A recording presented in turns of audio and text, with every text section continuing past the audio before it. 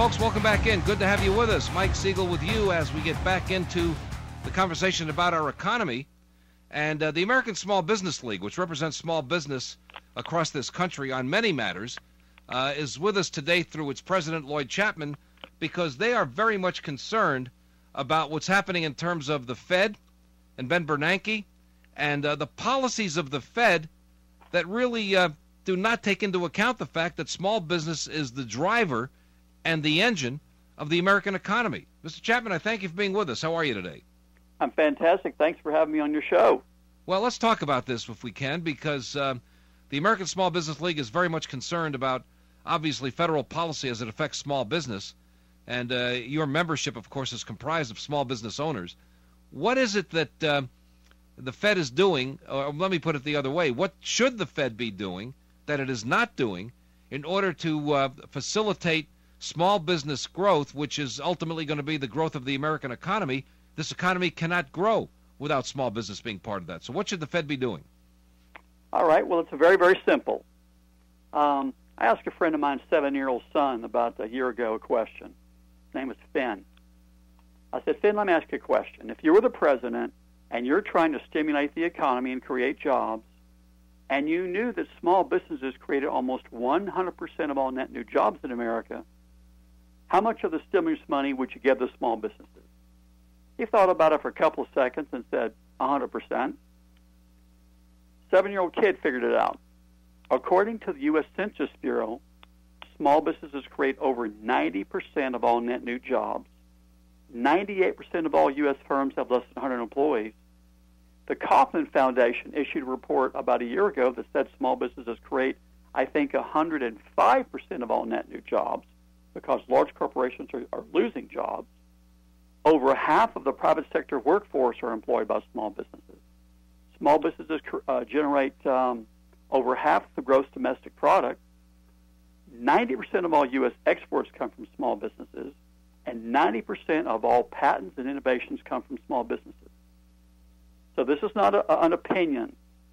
This is an irrefutable, concrete, absolute fact from the U.S. Census Bureau that small businesses create the overwhelming majority, over 95% of all net new jobs. Now, we're trying to create jobs. That's how you stimulate the economy, by the way. The Bush and Obama administration gave small businesses less than 3% of the stimulus funds. And here's a statistic, by the way, that's kind of shocking. Large businesses in this country, I'll say Fortune 1000 corporations, have not created one net new job since 1977. And yet the government has given 97% of the stimulus funds that go to corporations to create jobs to companies that haven't created one net new job since 77. I believe President Obama appointed, the former president of GE to head his jobs council. And, of course, we've all seen the stories how GE pays no federal income tax, and GE is shifting jobs overseas, at a record rate. It just doesn't make sense. If you're trying to create jobs and you've got stimulus money, there's only one place it should go: small businesses. Now, there's a federal law that's been in place since 1953, and that law says 23% of the total value of all federal contracts and subcontracts shall go to small businesses.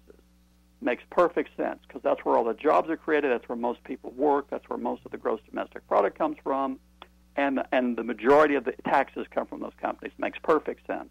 Now, since 2003, a series of, I think, 15 investigations have come out that have found that most of the federal funds that by law should be directed to small businesses in the middle class, again, where all the jobs are created, are actually going to Fortune 500 firms.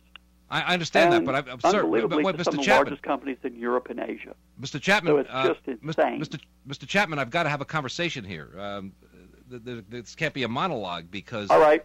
I've got to get back to some points here. How do you know 90% of all new jobs, or 105%, as the case may be, are net new jobs are created by small business? What's your citation for that? Census Bureau data. It's been that way for decades. The United States Census Bureau data. It's irrefutable. Okay, People can go look it up. So we know that to be the case. Also, the Kauffman Foundation, came out a few months ago with their study. But it's commonly known. It's Census Bureau.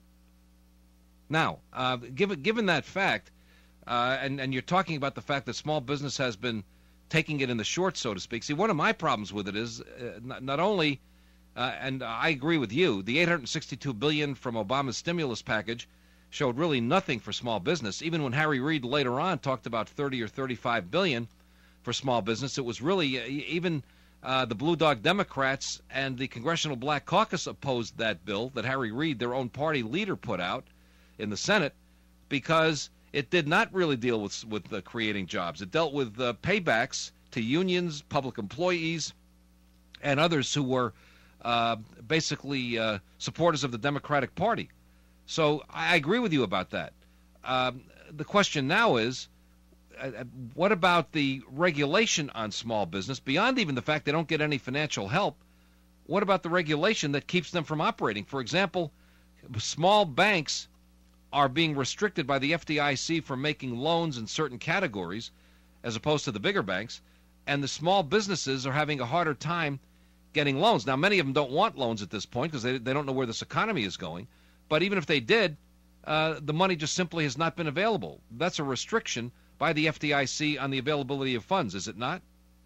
Absolutely. In fact, to tell you the truth, I don't really think the federal government's trying to help small businesses.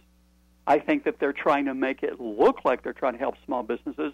But you talked about a number of, $35 billion? How much did they give AIG? Was it $150 billion?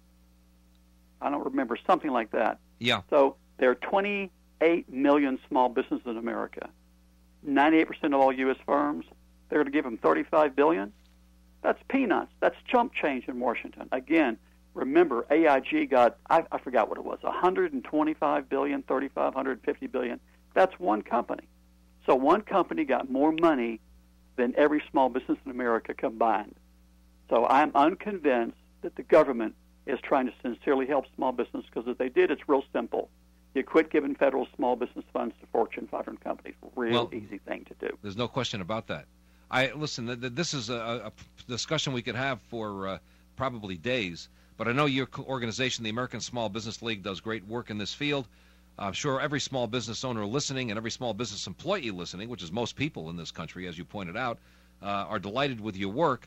And I guess it's just a matter of keep hammering at it, because at some point the government at least has to get out of the way. Regulation is another big issue that suppresses small business. We'll talk about that another time. Thank you for being with us, Mr. Chapman. I appreciate your time today. Mike, thanks so much for having me on your show. Have a great day, sir.